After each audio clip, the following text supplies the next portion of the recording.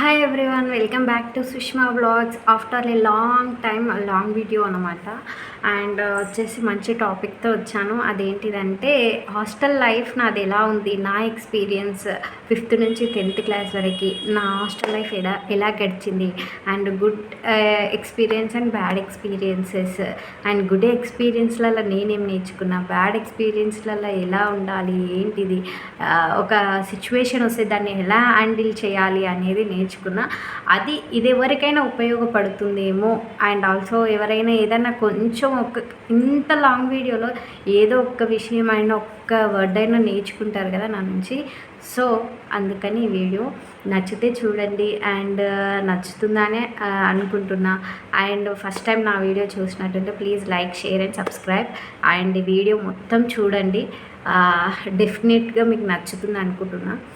And ఇది ఇక్కడ ఎవరి నేమ్స్ మెన్షన్ చేయను. అండ్ ఆల్సో దట్ నా ఎక్స్పీరియన్స్, నేను ఇన్నర్గా ఎలా ఫీల్ అయినా అనేది మాత్రమే, ఇన్నర్ ఫీలింగ్స్ మాత్రమే. అంతే ఈ వీడియో. అండ్ గుడ్ ఎక్స్పీరియన్సెస్ గురించి మాట్లాడుకుందాం. ఎవరో ఒకరు ఏదైనా ఒక సిచ్యువేషన్స్లలో మనం హాస్టల్లో ఉంటాం కదా. అలా నాకు ఒక సిచ్యువేషన్ వచ్చింది. నా ఫ్రెండ్స్ వెళ్తున్నారు కదా అంటే మా మమ్మీ కూడా నన్ను హాస్టల్లో జాయిన్ చేసింది. బట్ జాయిన్ చేసినందుకు నాకు చాలా బెనిఫిట్సే ఉన్నాయి హాస్టల్లో. ఏంటంటే ఒక్కటి బాధ ఏముంటుందంటే ఫ్యామిలీని ఒక్కటి మిస్ అవుతాం అంతే. దానికి మించి మనం ఏది లోటు ఉండదు హాస్టల్స్లలో. అండ్ రెసిడెన్షియల్ నేను చదివింది, చాలా బాగుంటుంది కాలేజ్, స్కూలు. అయితే గుడ్ ఎక్స్పీరియన్సెస్ ఏంటిదంటే ఫస్ట్ థింగ్ వచ్చేసి మనకు హాస్టల్లో ఉంటే బయట దానికంటే హాస్టల్లో పేరెంట్స్ లేరనే ఒక లోటే, కానీ పేరెంట్స్ లాగా చూసుకునే టీచర్స్ ఉండే వాళ్ళు 10 years బ్యాక్, ఇప్పుడు కూడా ఉన్నారు ప్రజెంట్. చాలా ప్రొటెక్షన్ ఇస్తూ చాలా గుడ్ బిహేవియర్లో పెంచుతారు మేడమ్స్. నా వరకైతే మంచి ఎడ్యుకేషన్ దొరుకుతుంది హాస్టల్స్లలో. అండ్ ఆల్సో మనం ఎలా ట్రీట్ చేయాలి ఒకరిని, అండ్ మనకి ఏదైనా సిచ్యువేషన్ వచ్చినా దాన్ని ఎలా హ్యాండిల్ చేయాలి అని ప్రతి ఒక్కటి మనం ఆ హాస్టల్స్లో నేర్చుకుంటాం కదా.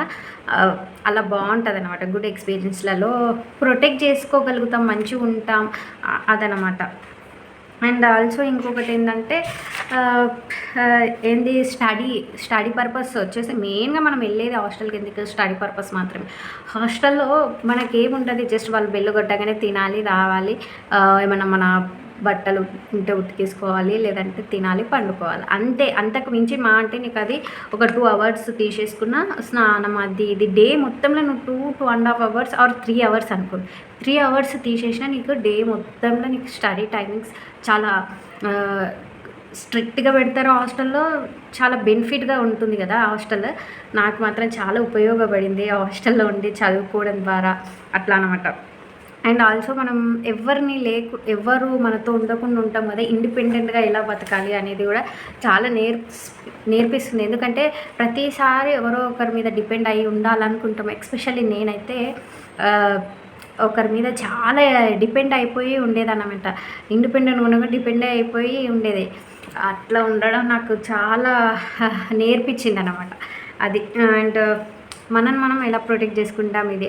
అండ్ నా ఎక్స్పీరియన్స్ వచ్చేసి హాస్టల్లో నేను ప్రతి దానికి ఒకరి మీద డిపెండ్ అయిపోయేదాన్ని. అండ్ నాకు స్టడీ రాక వాళ్ళకి ఏదైనా హెల్ప్ చేస్తే నాకు ఈ స్టడీ పర్పస్లో చెప్తారేమో చాలా ఫేస్ చేసిన. పేరెంట్స్ లేదనే ఒక బాధ ఉంటే, ఈ స్టడీ ఇంగ్లీష్ రాదనే ఒక బాధ చాలా నన్ను డిప్రెషన్, స్ట్రెస్, మైండ్ టెన్షన్స్కి ఎక్కువ అయిపోయింది. అయితే 5th నుంచి 7th వరకు నాకు అసలు ఫస్ట్ నుంచి 5th క్లాస్ వరకు తెలుగు మీడియమే చదివిన. తెలుగు మీడియం చదివిన తర్వాత హాస్టల్లో వేశారు పేరెంట్స్. వేసిన తర్వాత ఏమైందంటే అందరు ఇంగ్లీష్ మీడియం నుంచి వస్తారు కదా, నేను అట్లా కాదు కదా, నా బ్యాక్గ్రౌండ్ నేను తెలుగు మీడియం బ్యాక్గ్రౌండ్. అది ఇంగ్లీష్కి సడన్గా వస్తే అర్థం కాకపోయేది. అసలు వాళ్ళ ఇంగ్లీష్ లేదన్నా వడ్డన్నా అర్థం కాకపోయేది. అర్థం కాక నాకు ఏంది ఎలా అనేది అర్థం కాకపోయేది. అయితే చాలా కష్టపడ్డా ఇంగ్లీష్ నేర్చుకోవడానికి. ఎవరైనా చెప్పడానికి కూడా ఆలోచించే వాళ్ళు నా ఫ్రెండ్స్ కూడా. కొందరు నేను ఫ్రెండ్ అని ట్రీట్ చేసేది కానీ వాళ్ళు నన్ను ఫ్రెండ్ అనుకోకపోయేది. అంటే కొన్ని సిచ్యువేషన్స్లలో నా ఓన్లీ స్టడీ వరకు వచ్చేసరికి సెల్ఫిష్గా ఉండేవాళ్ళు, సైడ్కి వచ్చేసరికి మంచిగా ఉండేవాళ్ళు. అదర్ యాక్టివిటీస్లల్లో మళ్ళీ హెల్ప్ చేయడంలో అంత బాగుండేది. స్టడీ పర్పస్కి వచ్చేసరికి సెల్ఫిష్గా ఉండేవాళ్ళు అనమాట. చాలా బాధ అనిపించేది ఆ సిచ్యువేషన్. ఇంకా నాకు నేనే లోన్లీగా ఫీల్ అయింది ఏంటి అంటే, నాకు 5th నుంచి 7th ఎండ్ 8th క్లాస్ వరకు నాకు అసలు బల్బ్ వెలగలేదన్నమాట. అందరు చదువుతురు, నేను ఎందుకు చదువుతలేను అనే బల్బ్ వెలగలేదు. కొంచెం లేట్గా వెలిగిందన్నమాట. వెలిగింది ఏంటంటే అందరు చదువుతురు, నేను చదువుతలేను. కంపేర్ చేసుకోవడం స్టార్ట్ చేసినాను నాకు నేనే. తను చదువుతుంది, నేను ఎందుకు చదువుతలేను, నాకెందుకు రాదు, చదివితే వస్తుంది కదా, నేర్చుకుంటే వస్తుంది కదా అని చెప్పేసి అప్పుడు రియలైజ్ అయ్యి నేను స్టార్ట్ చేసిన స్టడీ. ఏది మా ఫ్రెండ్ ఇక కొందరి దగ్గర మంచిగా ఉండి కూడా వాళ్ళు నాకు హెల్ప్ చేయని వాళ్ళు ఉన్నారు కదా, వాళ్ళని సైడ్కి పెట్టేసిన. ఉండేది నేను కూడా సేమ్ యాజ్ ఇట్ ఈజ్ వాళ్ళ రోలే ప్లే చేసుకున్నాను నా లైఫ్లో. మంచిగా అన్నిట్లలో ఉండేది. స్టడీ పర్పస్ వచ్చేసరికి ఏదో దూరం ఉండి నాకు చెప్పేవాళ్ళు ఉంటారు కదా, వాళ్ళ దగ్గరికి వెళ్ళి ప్రతి ఒక్క సెంటెన్స్ నేను తెలుగులో రాసుకుని, తెలుగులో నేర్చుకుని, ప్రతి ఒక్క వర్డ్కి నేను దాని కింద తెలుగులో రాసుకొని నేర్చుకొని ఒకనొక టైంలో మంచిగా స్కోర్ చేసుకున్న. ఎస్ఎస్సిలో నాకు రాని ఇంగ్లీష్ కూడా నేను నేర్చుకున్న, అర్థం చేసుకోగలిగిన, స్పీడ్గా చదవడం నేర్చేసుకున్న.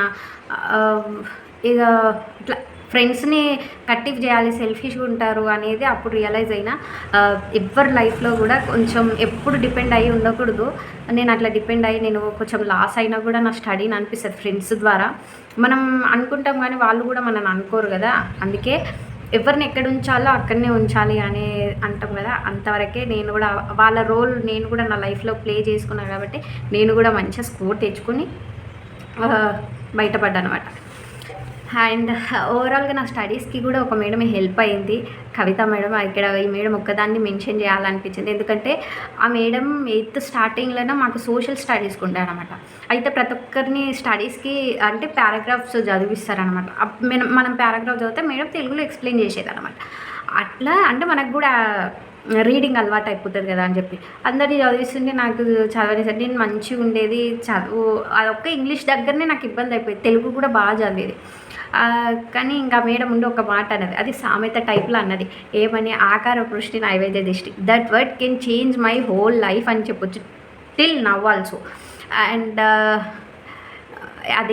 అది అర్థం ఏంటి అంటే, చూడడానికి ఉన్నాం కానీ చదవడానికి ఏం రాదు, చూడడానికి మంచిగా ఉన్నాం కానీ ఆ వర్డ్ ఓహో దీనిలో ఇంత మీనింగ్ ఉందా అంటే 8th క్లాస్ అంటే మనకు ఎవరేమన్నారు ఏంటిదనే మెచ్యూరిటీ అనేది ఉంటుంది కదా. అప్పుడు నేను రియలైజ్ అయ్యి అబ్బా ఇంత మాట అన్నది కదా మేడం, నేను చదివి చూపించాలి, ఆ మేడం ముందర నేను చదవాలి, మంచి స్కోర్ తెచ్చుకోవాలి ఆ మేడం సబ్జెక్ట్లో అని చెప్పేసి అప్పుడు రియలైజ్ అయ్యి నేను నా ఫ్రెండ్స్ ద్వారా నైట్ అవుట్స్ చేసి మస్తు కష్టపడి బయటపడ్డా, ఇంగ్లీష్ నేర్చేసుకున్నా. ఇంకేం విశేషాలప్ప, ఇంకా ఉన్నాయి కొన్ని ఫన్నీగా కూడా ఉన్నాయి. మన ఫ్రెండ్స్ తోటి ఉండి నేర్చుకునేది, చదివేది, అట్లా బాగానే స్కోర్ తెచ్చుకొని కష్టపడి మంచిగానే బయటపడ్డా, నేర్చుకున్న. సెల్ఫిష్గా కూడా ఉంటారు ఫ్రెండ్స్ హాస్టల్లో. ప్రతి ఒక్కరిని నమ్మి మంది మీద హోప్స్ పెట్టుకోవద్దు ఏ విషయంలో అయినా. ఈ సిచ్యువేషన్ అనే కాదు, ఏ సిచ్యువేషన్స్లలో కూడా అట్లా గుడ్ థింగ్స్ ఇట్లా ఉన్నాయి. నన్ను నేను చేంజ్ చేసుకున్నాక చాలా లైఫ్లో చాలా చేంజెస్ వచ్చాయి అట్లా అన్నమాట. అండ్ ఇప్పుడు బ్యాడ్ ఎక్స్పీరియన్సెస్ గురించి చెప్పుకుందాం. బ్యాడ్ ఎక్స్పీరియన్సెస్ అంటే అన్నీ కలిపే చెప్పేసినట్టున్నా కొంచెం గుడ్ ఎక్స్పీరియన్స్లలోనే. ఇంకా అంతే అండి. ఏంటిది అంటే కొందరు మనం చదవాలి అని ఇంట్రెస్ట్ చూపిస్తాం, చెప్పరు.